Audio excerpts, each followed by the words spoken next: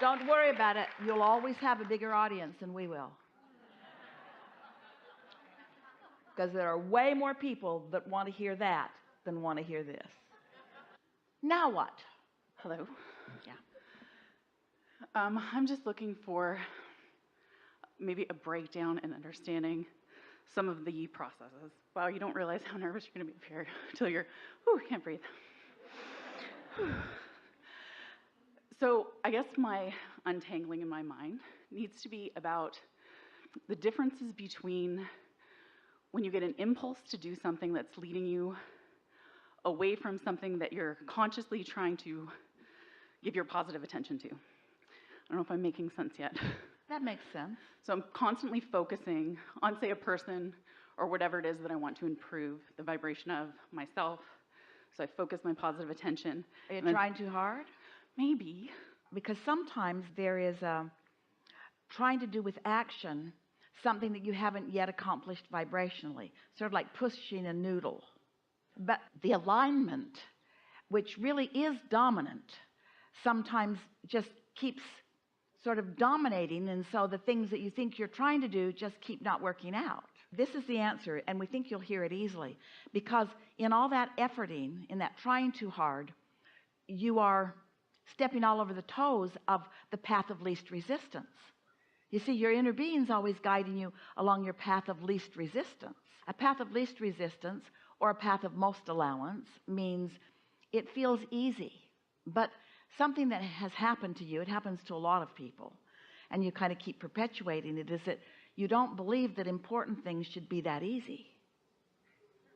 It's like going to purchase something and the first thing you see is exactly what you want, but you still think you should go to all the other stores and see all the other things first, because what if there's something more? Because this was so easy, there must be way better waiting for you. Yes. So if I can let go and then something happens and I'm saying that that is my emotional guidance system steering me away. For example? Yes, with a person. So in a dating scenario, I think it could apply to a work scenario, so many scenarios. Anyways, it's going good, you're having positive thoughts, and then something comes into the experience that makes you feel bad or unhappy. So I'm trying to tune into my emotional guidance system. Maybe I'm reconsidering, maybe I should let that move away. We are so appreciating this conversation. This is why we like this conversation so much. You are speaking as if, because it's what you mean, you're speaking as if the main event is the manifestation as quickly as possible. And we want you to understand that it's satisfaction with or without that manifestation. The manifestation will eventually come, and it will be the next logical step when it does come. But there are so many logical steps before that full manifestation comes, all of which can be satisfying too.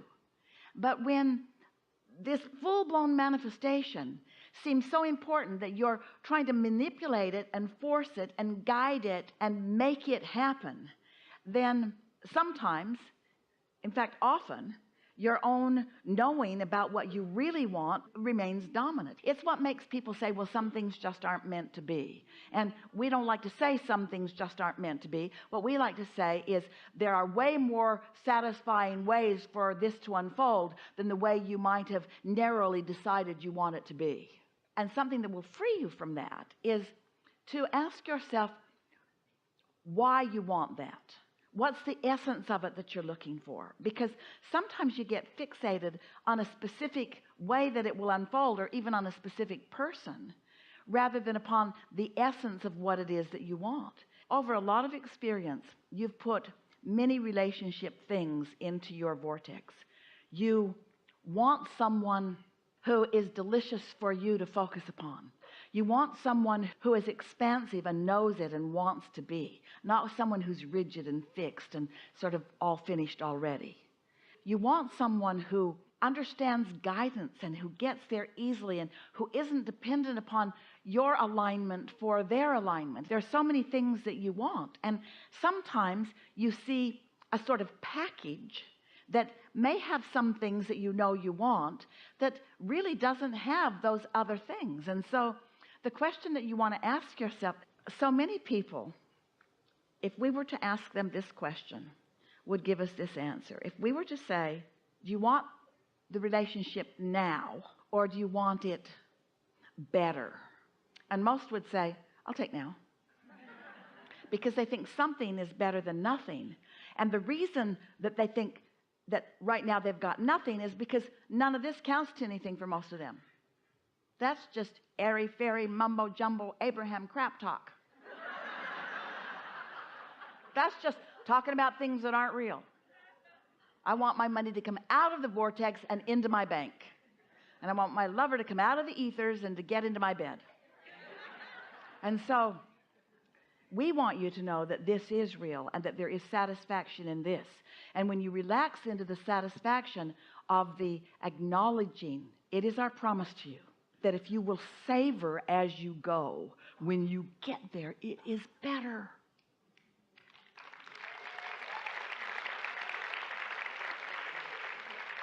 So with the particular person that I have in mind, I've been doing this dance, and I'm grateful for all the contrast for sure. And I see that. And when it gets too much, I pull back and give it space. Trying too hard, trying too hard, trying too hard, What? trying too hard, trying too hard, trying too hard, trying too hard, way too hard, trying way too hard, trying way too hard, trying too hard, thinking too much, trying too hard, moving to a specific end, trying too hard, trying to manipulate the laws of the universe, trying too hard, trying to make it happen, trying too hard, not going with the flow, trying too hard, not surrendering at all, Dorothy, Okay. trying too hard, trying too hard, trying too hard.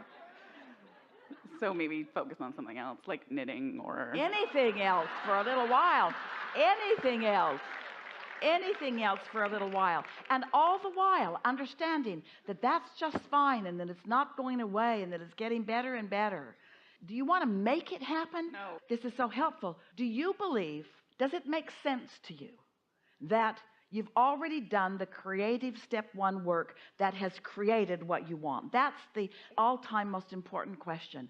Do you believe that your relationship is already in your vortex? Then why are you trying to make it out of mud? Terrible habit. Well, it's a human habit, and it's not terrible, and we get it. But the impatience can be explained in only one way. You haven't discovered the satisfaction of the unfolding. Every human gets that, because everyone wants the manifestation more than the idea of it. We get that. That's your human cuteness. And we don't mean that disrespectfully. You came to manifest. That's how you're different from your non-physical counterparts. You came to use your physical beingness to translate energy into something more than thought, something tangible, something so translatable through physical senses that it has to be described as realer. You came for that. And so you're hearing no criticism from us about your eagerness about getting there. But when you try to jump over this satisfaction factor into that, then you work too hard and you leave things out. You get there too fast with only some of the things you want. But when you savor, when you get there, all the things you want are there. All of them. So like writing journals and doing practices and all the processes, maybe I should not do that. Maybe that's Well, it's all keeping right. me- It's all right to do that. But just know why you're doing that. You're not doing that to conjure. You're not doing that to create. The creation has already happened. You're doing that to line up with the creation. You're doing that because it feels fun to think about that. Not to make it happen, but because it's pleasing to think about that happening. Can you feel the difference? Yes. You're writing in your journal because the words feel good as they roll off your mind. You're writing in your journal because it feels good to acknowledge what you're in the process of experiencing. Not to make it happen. Feel the difference. Focus is about the pleasure of focus, not about the agony of banging things into place. A lot of people offer most of their action to try to compensate for what they're not accomplishing energetically.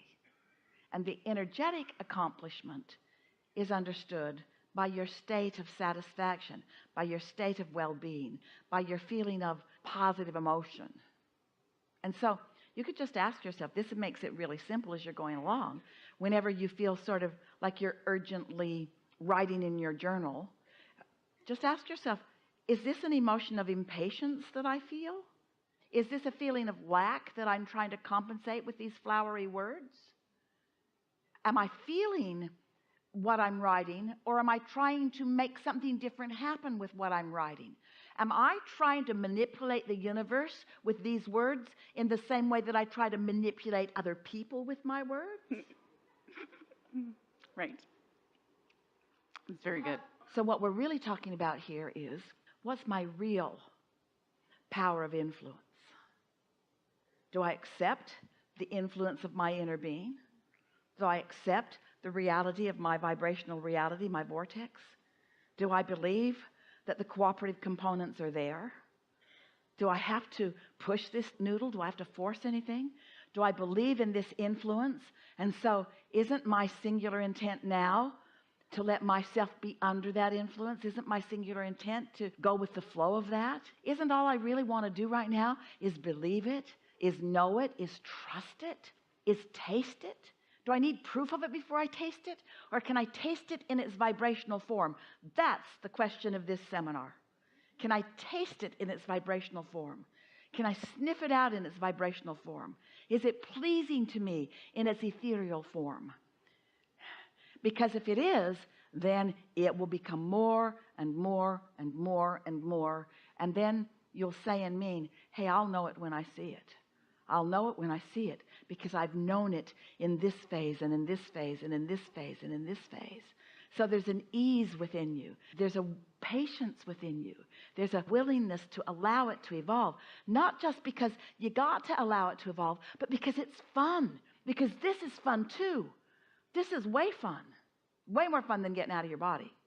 Being in your body, exploring all of this vibration that's all pointed toward, all coming into stronger and stronger and stronger and stronger focus, until suddenly, and it will feel sudden because you'll turn a corner just like so many corners you've turned, and there what you're looking for will be, and you acknowledge, aha, yeah, I know you.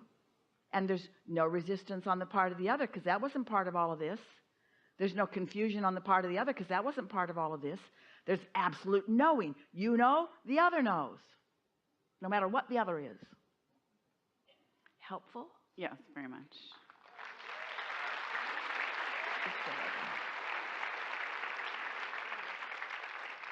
Co-creating at its best. We've enjoyed this interaction more than these words can explain to you.